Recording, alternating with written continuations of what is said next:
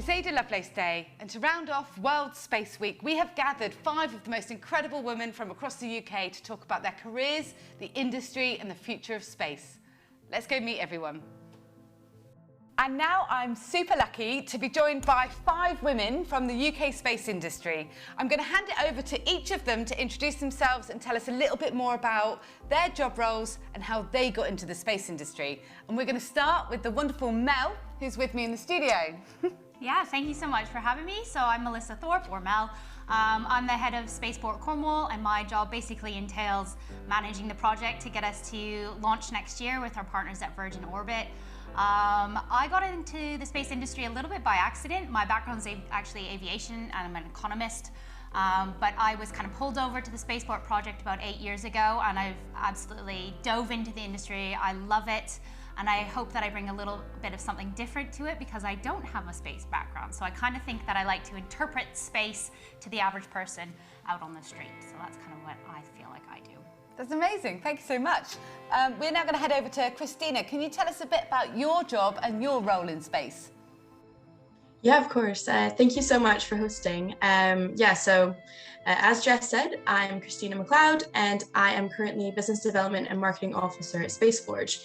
Basically, that means that I wear a lot of different hats at SpaceForge. We're a startup, so I'm really involved in all different aspects, whether that's applying for grants, looking at kind of our marketing scheme with our PR agency, or I could be kind of planning out events and stuff. And so I actually ended up in space because I got really interested partway through university and learning more about space, and I didn't realize there was so much activity going on in the country. And so I just thought that I had to become a part of this. And so through a series of events, I ended up applying for a internship through the Satellite Applications Catapult. And I ended up at SpaceForge as a marketing intern, which was slightly different from my engineering background, but I managed to move into a business development and marketing role. And then, I feel like I kind of bridged the gap between technical and non-technical folks kind of at SpaceForge and beyond. And so that's kind of where I fit into the space industry. That's absolutely brilliant. Thank you very much. Sonali, it says what you do behind you on your screen, but can you introduce yourself and your place in space? Very much. I'm Dr. Sonali Malpatra. I am the Space Applications Lead at Craft Prospect, so the chair of the New Voices in Space working group of the SSLC, or as it's known as Space Scotland. My background was particle physics. So I have a PhD in particle physics, and I used to research black holes and the LIGO gravitational wave detector. And then I thought that black holes are a bit of an inaccessible space. And so I wanted to work in something a bit more accessible, which is a satellite industry. And so I basically brought over the quantum expertise into the space sector and was pleasantly surprised to see that there's so many space startups in Glasgow. And so currently I was working on leading the quantum test bench at Craft Prospect. So we are setting up a satellite next year with one of the first ever demonstrations of quantum powered cybersecurity.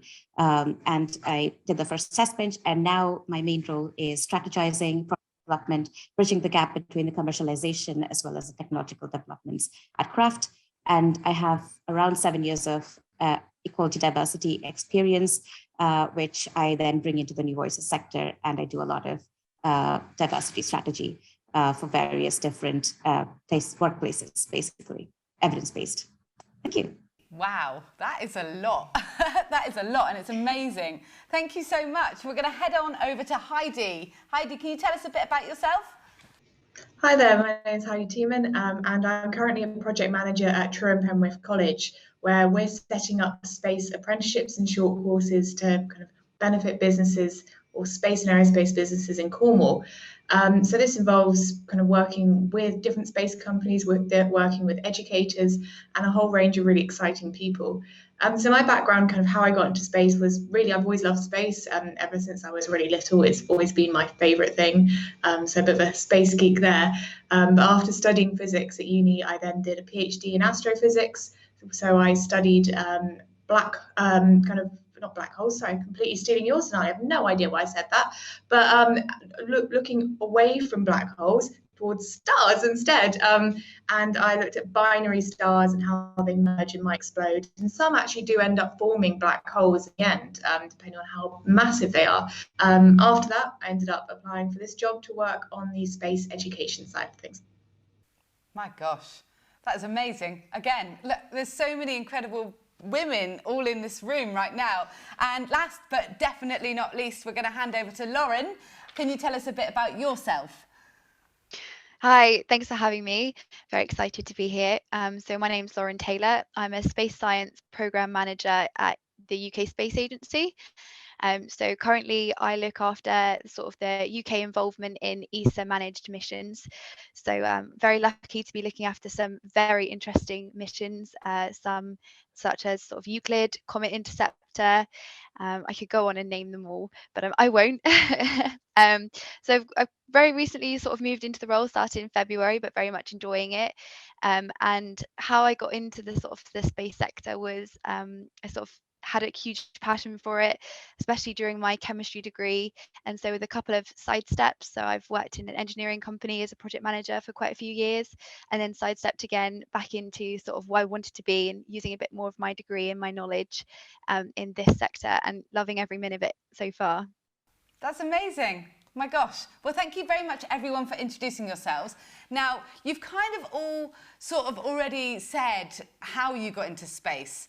So I'm going to actually skip the next question and go on to the third question, which is, what would you say? We all know that there aren't enough women yet working in the space industry. And I don't know about you guys, but I feel pretty positive that that is changing quite rapidly. We're all here now and we all work in space. So my next question to all of you is, what is the biggest obstacle you've ever had to overcome in your career, either as a woman in space or technology, or just in general in your career? So we're trying to help young people understand what they might be up against and the solutions to that. So I'm going to start with Sonali on this one, if that's okay. That's a super interesting question, and I think very relevant to the times as well. So as part of New Voices, we kind of tackle this problem a little bit. And what we have found is that one of the main problems is, as a student, as a kid, as a young person who wants to get into space, you often lack a lot of role models who look like yourselves. So we're working on visibilizing a lot of the people who look like yourselves already working in the space sector and can act as, somebody that you can see yourself as well. The second thing, I think personally, what I guess I have lived and worked in various different countries over the years, and the challenges and the obstacles have been quite different depending on the place I've been. Definitely the lack of visible role models in textbooks, as well as media, as well as maybe science fiction, fantasy books as well. And that's changing slowly, as you said. The second was, I think there's a difference in how opportunity finds its way across to different genders and different demographics. So if you're and I guess a lot of workplaces and professions don't understand the interplay of various factors, which ends up into the leaky pipeline of like women dropping out before they reach senior decision-making positions. And I think increasing the amount of women in decision-making positions is going to change, like help drive and steer that the culture changing, like the decisions that they're going to be taking are going to be more inclusive. Hopefully, we have seen there's data for that it changes quite a bit. And for me, that has actually made a big difference in the company that I'm at. So having women-led line managers, decision makers, we have seen the demographic change and the lunch table conversations change and has become more inclusive. And I think personally, I would have loved to see just more women in sci-fi movies and action movies growing up, because that's what inspired me into the space sector. And I think it's changing with Marvel making a big, change into development of its female characters. So that's great.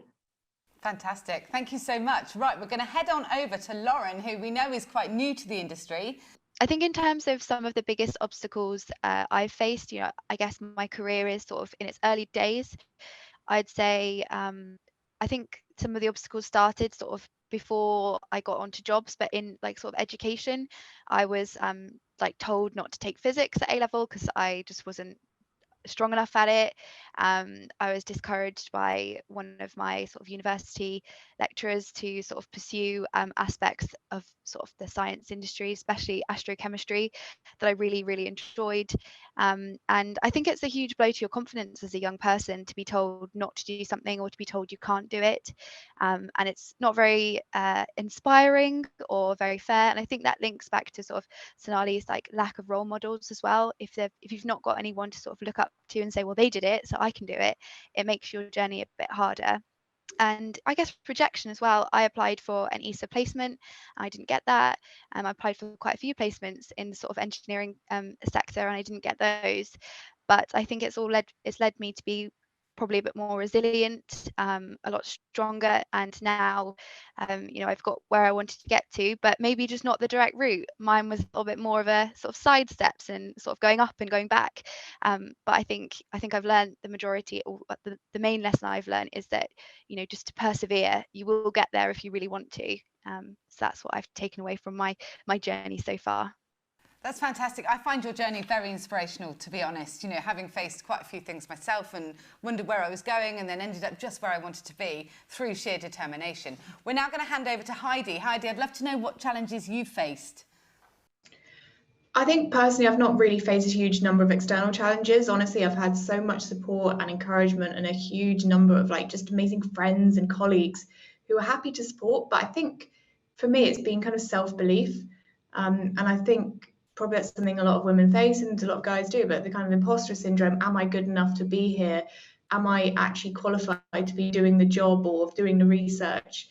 Am I actually the right person to be talking to some of these space companies to make decisions? And actually internally going, I'm not sure I am good enough. And it's actually something I think that it's really hard to tackle. So actually, if you turn to a friend who maybe looks like they're a little bit worried, go, actually, you're doing great. That's a good job. It's kind of small affirmations that people get daily. It just adds up to building up someone's confidence. I think that's kind of something that a lot of people suffer from and can really help others.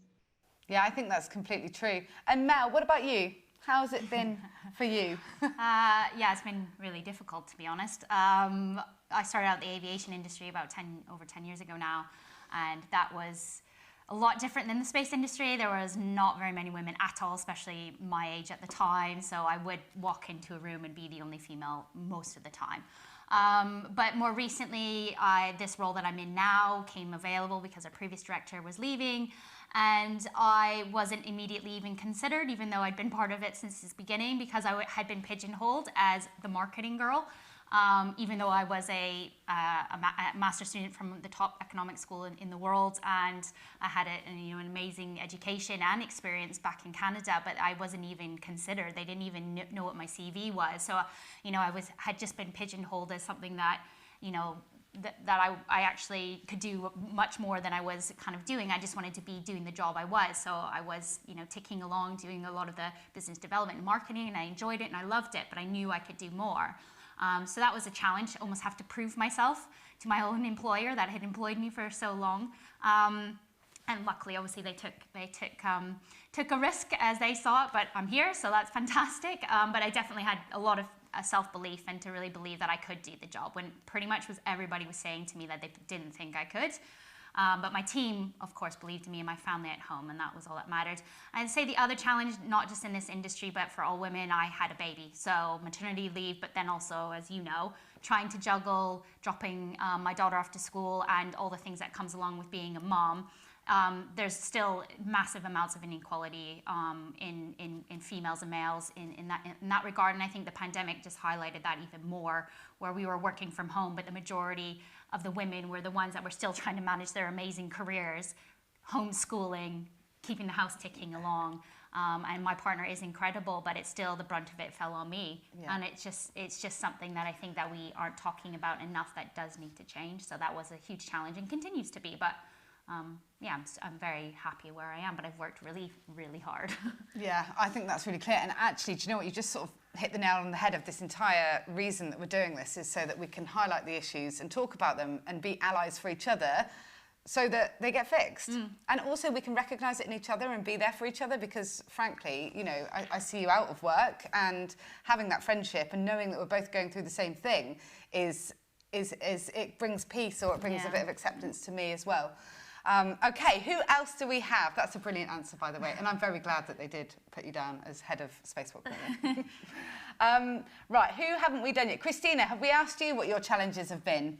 Yeah, I think really everyone's answers kind of like struck a chord with me. I can relate in some way, to not having visible role models, or just, kind of feeling like a bit on the outskirts of the industry. And I think one of the main things for me definitely is, so I've always been interested in space, but it wasn't really until partway through university when I decided, oh my gosh, this is really cool, I need to be a part of it. And space seemed really closed off. It just, the main people you'd see would be like Elon Musk or Jeff Bezos, who are not only in different countries, but they're also kind of like older guys who are really established in the industry.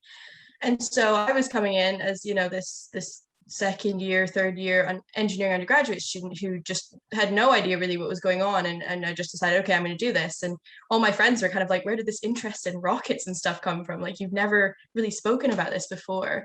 And so I really feel like, so I had to kind of, I spent hours and hours researching different opportunities and different things to get involved in, and also applied for internships. And although I had two engineering internships one engineering internship, I think by then, under my belt, I was still like getting rejected from a lot of different things, and they were just like, oh, you don't have the relevant experience. Others had experience in rocketry clubs, they're working on CubeSats or things like that. And it was kind of difficult at the time, because I was like, I want to get involved in this, but I feel like I can't. And so I just started making myself more kind of present at events. And so I every single space event that I saw in Edinburgh, I just go, okay, I'm going to go to that and just try to speak to as many people as I can. And then I also tried to, our rocketry team here at the university had just started up. So I was like, okay, I'm going to try and get involved in that. And that took a little bit of pushing, because I think a lot of them kind of knew each other initially. And so I was really trying to make myself known there. And so, yeah, it took a while to actually end up getting an internship in the space sector, which ended up being in marketing. And also kind of throughout that duration, I feel like I kind of decided that I didn't quite want to take the engineering route. I was really interested in working with people and kind of connecting the technical and non-technical sides of things together. And so that was kind of another struggle in itself, because I was like, oh, well, if I don't want to do a technical role, am I going to be taken seriously, in the industry or whatnot? And all these people were saying, oh, you need to do technical, you're a woman in STEM, it's really important to continue doing that. But that was kind of one of the lessons I learned, is you really need to follow your passion. And then also, once you get to a certain stage, you need to lift the others up around you. So I kind of saw there were lots of other people who were like, oh, I was interested in space, but I never realized I can get involved. And so I ended up, I created the Edinburgh Women in Space Conference, which I think was a really, really, successful event, and hopefully inspired a lot more people to kind of rise up and, follow their passions and stuff, and really provide those visible role models. So yeah, I think perseverance, resilience, just like researching, as much as you can and kind of following your interest there, and then also creating a network for yourself. That was really, really key for me. So I think, yeah, that's a few different obstacles there in terms of, my own career trajectory and the people around me. But yeah, it's really worth it when you find a passion, and I think you have to go for it. That's amazing. So, and just talking to all of you makes me realise that there's two things. One, the issues are still there. Everybody's working to overcome them, and women are working together with their allies to make them better for the industry. But there's also, I'm just going to say, space industry is going to watch out, because there's women like us in it, and everyone's coming through the ranks, and it's just going to get even better going forward. Following the release of the National Space Strategy, I'm going to ask everyone, where do they see the UK space industry going in the next 5 years, and where do you want it to go? What do you want to see? So I'm going to start with Mel. Yeah, so the National Space Strategy is something that the industry's been looking for years, and asking the government to come out with, for that strategic vision of what the government feels where we're headed. So I think it's really useful to provide that guidance. I think there's a lot to hook into there from our individual companies and projects that we're working on. I think that the UK is aiming to obviously become part of the global space industry. It has been all these years, but I think it's really trying to make its mark now, which I think is really important. I would love it if the UK Space Agency and the sector itself stood for something quite strongly. So something like what are we going to be doing in space? What is the UK's role in space? Is it going to be about environmental intelligence and ethical uses of space and protecting democracy in space? Or is it just going to roll into the general kind of commercialization and kind of add to that Wild West kind of effect that seems to be happening at the moment? I really think that the UK has an opportunity to stand for something. And that's something that we're trying to obviously do at Spaceport Cornwall, is to say that we want to do this differently down here. We want to be all about responsible launch and responsible uses of space. And that might mean that we do turn away some commercial opportunities in the future because they don't fit with that. So far, what I've seen and what I've heard through the launch program anyways, is actually the UK is starting to take some really incredible steps and global firsts in putting in regulations and licensing elements that will actually lead us down that path. And I really hope they hold to it, and actually that we can then go out and challenge other launch nations especially to look at some of our activities in space, so that we are protecting it for the future. Brilliant, thanks Mel. And how about you, Christina? How do you feel about what's coming up with the UK space industry? I'm really excited that there's a lot of innovation going on in the country. And I think one of the things, notable for Space Forge is that in-space manufacturing was actually included in the National Space Strategy. And previously, it's not really been spoken about much. And so just for a bit of reference, in-space manufacturing is basically creating materials and products in space. And so I thought it was really interesting seeing that highlighted by the government as one of the emerging sectors in the country. And I think it really goes to show, there are so many different things going on in the UK. I don't even know like everything that's going on. There are things like space applications, so kind of using satellites, satellite data to basically help life on Earth. I think that's a really interesting sector in my opinion. And yeah, I think in-space manufacturing is quite an exciting up and coming thing as well. I'm probably slightly biased because I am working for Space Forge and that's what we're currently doing. But yeah, I'm really excited. And the more I read into the sector, the more excited I kind of get there. But yeah, I definitely think sustainable space and kind of making space work for humanity is something that really interests me. So I'm looking forward to seeing, what kind of comes out of the UK space industry in the next few years, because right now it's exciting and I only think it's going to get more exciting. Fantastic, thank you. And Heidi, you're going to be working with lots of up and coming young talent. What do you want for the sector to be bringing to the table? So I think I've got two answers here, one from the education background, one from my astronomy background. So the education side, I think space needs to not be treated as its own entity. Space has so many impacts on every part of our daily life. And by the time you sat down and had your morning breakfast, you've probably been impacted by space in about 10 different ways. And actually having that introduced into the curriculum, how space is benefiting, how space works for good, how maybe the trigonometry that you learn at school actually has an application, and this is why you learn it. And it's only when I went to visit Goonhilly Earth Station, had a poke around with some of their equipment, I went, wow, that's a coaxial cable. I spent an entire project at university working on that. I had no idea what it did. I just plugged cables in and something came out. So seeing that on a telecommunications dish, literally listening to a satellite in space at the moment was a kind of game-changing moment for me with the electronic side of things. So hopefully bringing space into school as part of daily life would be brilliant. And then just from the astronomy background, everyone has talked so far about the sustainable use of space, and I think that's really key. We are launching more and more satellites every single day, and this impacts both on the space environment and on our ability to look out at the universe from an astronomical point of view. And if we are kind of shrouding the Earth in low Earth orbit satellites, we may come to the point where we can't take some of these incredibly in-depth and minute observations about the universe. And that means that we won't understand what's out there. We won't have that wider kind of expanse of knowledge.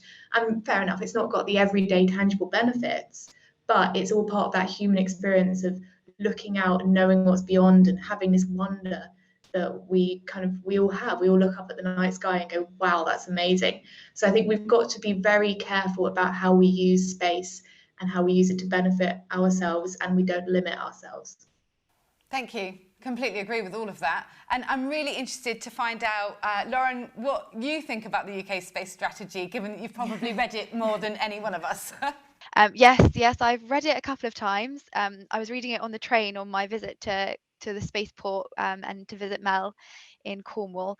I think I think building on sort of some of the points that Heidi said and Christina, I think it's important to sort of raise the profile of the space sector and its applications. Like Heidi said, we use it for just checking the weather. I mean, I type into Google so much, sort of weather in UK, and sort of, just understanding that that's, an application of the space industry, as along with sort of the other areas that it's, really important for. I think in terms of sort of my job role and sort of the UKSA, so we've got a leading role in the Mars exploration, and I'm looking forward to next year's launch of the Rosalind Franklin rover, which was built in Stevenage here in the UK, and it will take samples of the surface of the planet for analysis here on Earth, which is pretty cool. Also, another thing is sort of I'm sure most people have heard about the recent astronaut call. So that's been run by ESA, the European Space Agency, and it'll be interesting to sort of see, who gets picked out of that. We all know about the wonderful work Tim Peake has done, and I hope we'll also see a new UK space explorer soon who will take part in some of the exciting exploratory missions, and potentially to the moon and sort of further. In addition, some of my other projects are supposed to be launching next year. That would be Euclid. So that would be really exciting to sort of work on going up towards the launch. I know that the teams are busy preparing as much as they can. So I think we've got quite an exciting few years ahead of us, and I'm glad I joined when I did. So I get to be lucky and actually be involved in it all. I think we all feel a bit like that at the moment, especially with so much ambition and so much happening. Okay, well, I guess just to sum up, there's a lot of inspiration in this room with you women, with all your brilliant inspiration, advice, talking about the challenges and being really open. I kind of want to end on a real high. I would like you all to nominate 1 or 2 women that really inspire you in the industry, or in general, women that have inspired you to go on and be brilliant yourselves in business, in tech, in your careers. We're going to start with you, Heidi. Can you tell us who has inspired you and why? And so we can give them a shout out on socials. Whoop, whoop. So I don't think it's any sort of celebrity that's really inspired me. Actually, it's the people I work with day to day and the amazing achievements. So I'm just going to name 2 people because they have quite a lot of impact. And I find every day the stuff they do is just so cool and so helpful. So I'm going to say Anya O'Brien. She's currently a PhD student at the University of Glasgow, and she quite literally works on like firing electrons at bits of Mars to uncover ancient Martian history. I just think that's the coolest thing possible. And another is Kathy Bowden at the Space Agency, and she's absolutely fantastic at leading skills development. Actually, the work they do, I work closely with both of them, and it's really nice to have that ability to talk to really wonderful people who really care about the sector every single day. So I'm going to go for them so you can shout them out. Fab. Whoop, thank you very much. Right, Christina, how about you? Can I just say, Heidi, I think you've nominated 2 fantastic individuals. I know both of them as well through different kind of work projects and things. So yeah, I think there are just so many women out there, and oh my gosh, I feel like I'm going to nominate 2 online people. So my space journey, kind of for most of it, has been during lockdown. And so I've had to really make use of my kind of online connections. Instagram was such a strong community for me. And so one of the people that initially inspired me into space is Sonali Malpatra, who is currently working at Spire, really great. I've reached out to her several times, and I had the ability to meet her actually a few months ago, which was really wonderful. And she's very supportive, involved in lots of interesting things. And another one is kind of US-based Kate Gunderson. I think she is the flight sciences officer for NASA, and she basically gets to fly around the world doing airborne science missions and picking up astronauts, dropping them off around the world. And so, yeah, both of them, I've reached out to both of them online, and we've kind of established a friendship as well. So I think to anyone who's kind of like, oh, there aren't any people around me who, are in space and I can actually speak to, I think the online, like Instagram environment, Twitter and stuff are really, really valuable and amazing kind of to make connections. That's amazing. We so have to interview all these extra women as well. Like, I've got it all going on in my head. Lauren, what about you? How are you feeling about who you'd like to shout out to? Yeah, I've got 2 people, maybe a little bit of a different route, but I think just to add, obviously as sort of a relatively newbie to the space industry, I think we still have a journey to go with getting these role models very visible. Personally, I know of a couple and probably could maybe count on my hand without really like delving into Google and finding out who does what. You know, and I think it's a bit of a shame because, you know, we all know of Tim Peake. He's like very visible, very out there, but in terms of like female astronauts, it's a lot quieter maybe on that front. I think one of the people who really inspired me, and it might come across a little bit cliche, is Katherine Johnson, the famous NASA mathematician.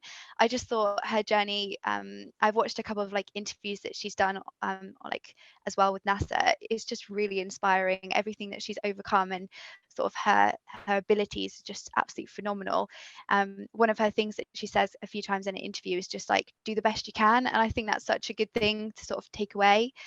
And the other person who's really inspired me in my journey personally is my auntie. So her name's Alison Hughes. She's worked in sort of all engineering, very male-dominated environments, and has found that a challenge but has overcome it, and she's been super successful. So you know, I see it is possible and things are changing to make it easier. So it's women who are slightly older than myself who've had to sort of do, and you know, the journey has been slightly harder for them, and hopefully they're making it easier for us to come through the ranks and get to these like ambitious like positions that we want to be in. So hopefully we'll make it easier for those, you know, who are younger than us and who want to do it following us. So that they're the two people that are quite inspiring for myself. That's brilliant. Thank you so much. I do love that it's your auntie as well. That's really nice. I've definitely got a lot of family members that I adore and have paved the way. But you're right as well about paving the way for the next generation. And a lot of this chats that we're having today is hoping to also be a part of that. And we're going to ask you next, Mel. So who is it that has... I've been actually really lucky. I've had quite an amazing number of women over the past few years that have really kind of supported me and, you know, really egged me on really to go for it. Sarah Crudis, who's amazing. She's a good friend of mine. I met her years ago at Space Symposium, and she's a great TV presenter, but she's also, you know, studied astrophysics. And she actually opened my eyes to this kind of different world that she's in, where it's all great when she's on camera, but a lot of the interesting comments she gets from male counterparts online that are constantly kind of calling her out on her expertise publicly. And so I've seen her go through quite an interesting journey, and I think that's been really interesting for me as I get into the kind of media side a lot more and starting to kind of open myself up to some of that criticism as well. So she's been massively influential in how to handle some of that, because it is quite personal a lot of the time, and I have experienced that as well. So she's been amazing to kind of bounce those feelings off of. And then, you know, like I said, I'm so lucky, but working with Virgin Orbit, we've got Kelly Latimer, who's the pilot for Virgin Orbit and Virgin Galactic. And I wanted to be a pilot growing up. My dad was a pilot and flew, and I was just like, that's my world. My eyesight's not good at all, so that was never going to be a future thing for me. But to see Kelly do it, she's just so chilled out about what she does. Like, I'm like, you are launching to space on an airplane, and she's, yeah. So yeah, definitely her. But also with Virgin Group is Sharissa, who went up with Sir Richard Branson recently on his trip up, because a few people know this, but she was actually doing some scientific experiments in the back. So as much as I got kind of inundated with, oh, billionaires in space and it's a joyride and a vanity project, well, very much Sharissa was there doing some really incredible work for human space flight and the role of research in microgravity in the future as well. So shout out to Sharissa as well. So, my gosh, that's amazing. Thank you so much. We're definitely going to tag everyone that's been named as well, so that everyone knows how much of an inspiration that they are. And thank you so much, everyone, for all of your time and your advice and your wisdom, because I think you're going to help a lot of young people, or a lot of people, no matter where they are in their journey. If their passion is to enter the space industry, then you guys are showing them how it's done. It is so important to embrace diversity, elevate the women from our past, and celebrate the women of now, paving the way for the future of our industry. We hope this video, the first of many of Women in Space videos, helps women from all walks of life be inspired to follow their dreams and make their passions happen. Thank you so much to everyone involved. Please share far and wide, and let's go and make some noise.